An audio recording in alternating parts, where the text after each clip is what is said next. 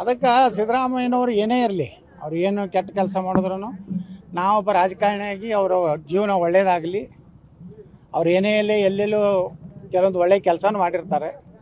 ಬರೀ ಟೀಕೆನೂ ಮಾಡೋದು ಒಳ್ಳೆಯದಲ್ಲ, ಅದು ಒಳ್ಳೆಯ ರಾಜಕಾರಣಿ ಲಕ್ಷಣ ಅಲ್ಲ. ಸಿದ್ದರಾಮಯ್ಯನವರಿಗೆ ವಿದಾಯ ಹೇಳ್ತೀವಿ, ಶುಭ ವಿದಾಯ ಹೇಳ್ತೀವಿ. ಅದ್ರ ಒಂದು ಮಾತ್ರ 2026 ನಾವು ನೆನೆಸ್ಕೋಬೇಕಪ್ಪ. ಏನಂದ್ರೆ ಎಲ್ಲ ಹಿಂದೂ ವಿರೋಧಿ ಮುಖ್ಯಮಂತ್ರಿಗಳ ಅಂತ್ಯ ಆಯಿತು. ಕೇರಳದಾಗ ಅಂತ್ಯ ಆಯಿತು, ಪಶ್ಚಿಮ ಬಂಗಾಳದಾಗ ಅಂತ್ಯ ಆಯಿತು, ಕರ್ನಾಟಕದಾಗ ಅಂತ್ಯ ಆಯಿತು, ಮತ್ತು ಇನ್ನೊಂದು ಯಾವ ರಾಜ್ಯ ಅದು ಅಂದರೆ ಅಲ್ಲಿ ತಮಿಳ್ನಾಡದಾಗ ಅದೂ ಒಂದು ರೀತಿ ಹಿಂದೂಗಳ ವಿರೋಧಿ ಸರ್ಕಾರ. ಯಾಕಂದ್ರೆ ದೀಪ ಹಚ್ಚಲಕ್ಕೆ ಅಲ್ಲಿ ಸ್ವಾಮಿ ಅಯ್ಯಪ್ಪನ ಇದಕ್ಕೆ ದೀಪೋತ್ಸವಕ್ಕೆ ವಿರೋಧ ಮಾಡಿದ್ರು ಅವರು ಹಿಂದೂ ಸಂಪ್ರದಾಯಕ್ಕೆ.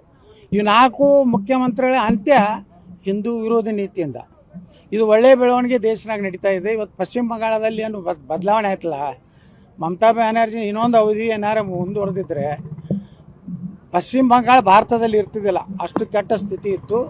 ಅದಕ್ಕೆ ನಾನು ವಿಶೇಷವಾಗಿ ಪ್ರಧಾನಮಂತ್ರಿ ನರೇಂದ್ರ ಮೋದಿಯವ್ರನ್ನ, ಅಮಿತ್ ಶಾ ಅವ್ರನ್ನ ಅಭಿನಂದನೆ ಸಲ್ಲಿಸ್ತೀನಿ. ಅವ್ರು ಬೇರು ಸಹಿತ ತೆಗೆದು ಹಾಕ್ಯಾರ. ಆದಷ್ಟು ಜಲ್ದಿ ತೃಣಮೂಲ ಅಂದ್ರೆ ತಳಗ ಅದು ಸಹಿತ ಈ ಮಮತಾ ಬ್ಯಾನರ್ಜಿ ಪಾರ್ಟಿ ಈ ದೇಶದಿಂದ ತೊಲಗಬೇಕು.